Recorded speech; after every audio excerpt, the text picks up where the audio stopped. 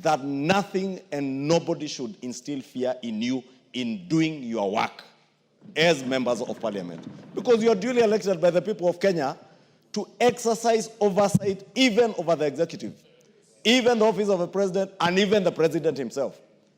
That is why this House has powers under this constitution to impeach those in the executive, and those in the executive can do nothing to remove you from this House. Absolutely nothing. Because that is how we crafted our constitution, Honorable Speaker. Honorable Speaker, I have listened to many of the contributions, and let me take particular interest to what the Honorable Otiende said. That we have a Powers and Privileges Committee in this House, Honorable Speaker, which fortunately is chaired by none other than yourself. This Powers and Privileges Committee has the powers and a singular mandate to receive complaints, as Honorable Otiende said, from whatever quarter against any member of parliament who may engage in any manner of impropriety, whether within the precincts of parliament or outside parliament, Honorable Speaker. It is not fair to condemn the House in its entirety, Honorable Speaker. We have young members like Honorable Njeri, Honorable Joseph, who just joined this House the other day, Honorable Speaker. We have older members like the Honorable Keinan, the father of the House, who has been here for a long time, and yourself, Honorable Speaker. When this House is condemned, you are condemned. The Honorable Keinan is being condemned.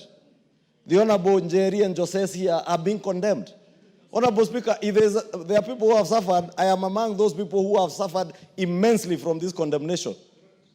I was a sponsor of that bill the Honorable Murugara was speaking about as leader of the majority.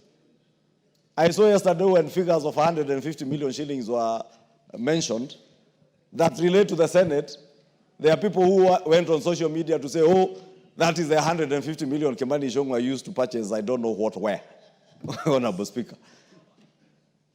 No, this time they didn't mention a chopper, they were mentioning shares I invested in a bank.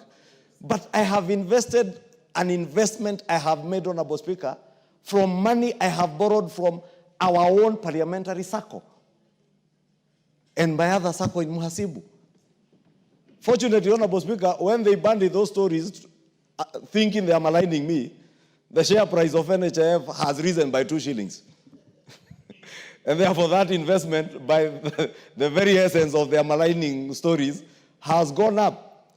And today I can liquidate them, pay off my loan, and walk home with a clean, tidy amount, tidy sum.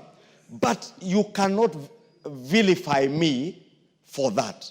Nobody should vilify any member of parliament because they are members of parliament, Honorable Speaker.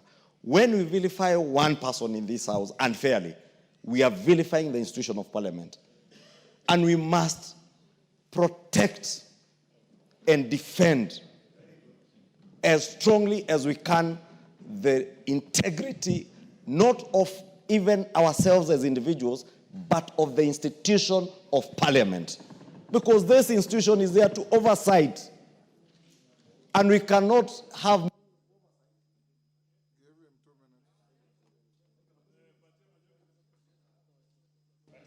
Honorable Speaker, I was saying we cannot have meaningful oversight over the executive if we are seen to be beyond reproach, Honorable Speaker.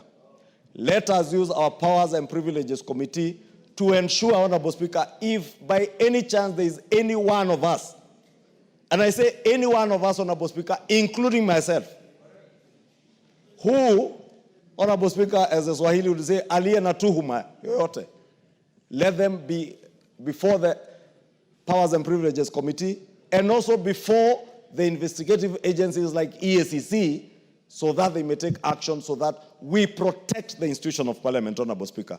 2, Honorable Speaker, on the question of what is provided for in Article 94 to 96 of our Constitution, and I don't want to repeat what has been said about the powers of the House, in our sister House in the Senate, to oversight national revenue that is going to the counties.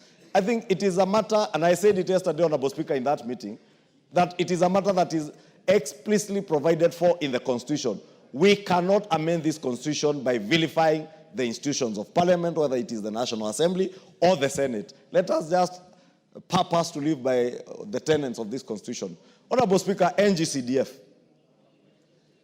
Again, NGCDF is vilified and attacked in this fashionable thing to attack members of parliament. NGCDF does not belong to members of parliament. The Kikuyu NGCDF does not belong to Kimani Ichungwah. Neither does the Elders NGCDF belong to the Honorable Kainan Mohammed. Aden Kainan. Honorable Speaker, NGCDF belongs to the people of Kenya, to the constituents who have elected us to come and represent them here. We oversight NGCDF just like any other fund in government. Honorable Speaker, when the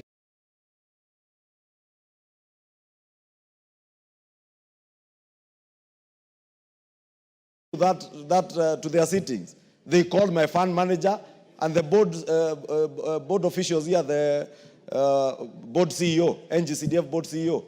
Therefore, Honorable Speaker, we must also protect NGCDF, not for our own sake, not because we have anything to do with NGCDF, because it has everything to do with delivery of public goods and services to the people who have elected us to represent them, Honorable Speaker. And let me just conclude by saying, Honorable Speaker, we would have no business being the people's representatives if we have nothing that we can oversight those that have been charged by the people of Kenya to hold public funds in their trust. Then we have no business being members of parliament if we can't oversight. We will have no business being members of parliament if you will be able to go to your constituency.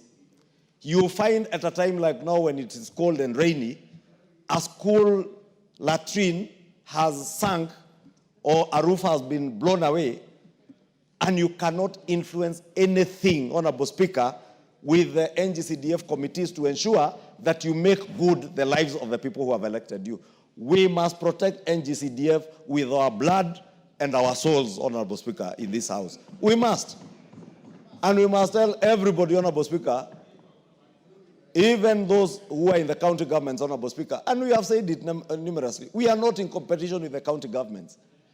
NGCDF, as Chepkonga has said, the new NGCDF Act of 2015 makes it very clear what role NGCDF plays in education, in security, Honorable Speaker. We amended the Act here the other day, Honorable Speaker, to even remove the contentious issues that were there before, like sports, and we removed them, Honorable Speaker, because we want to live and abide by what is provided for in this Constitution. Therefore, Honorable Speaker, let me say, we must, as a House, stand together, stand strong, and walk with our heads high, Honorable Speaker, if you have nothing to be suspicious of anything you do.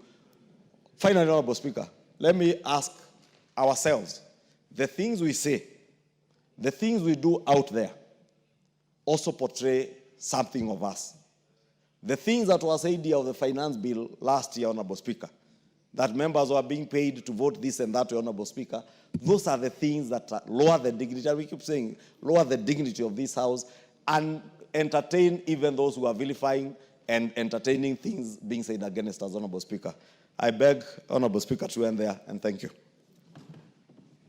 Honorable members, let me thank you as a House, particularly the Honorable Murugara and Honorable Wandeto, for having found it within their powers and necessary to bring the statement and the motion which I didn't approve, but which I informed the House and allowed Honorable Wandeto to have the first bite.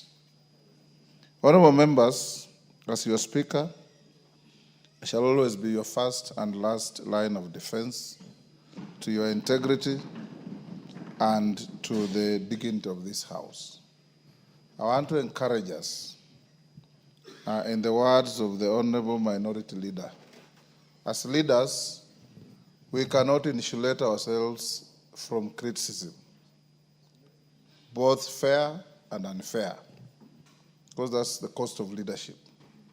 When you are in leadership, you fall under the category of what one writer says, that when you meet people, 30% will like you without even hearing anything from you or knowing who you are.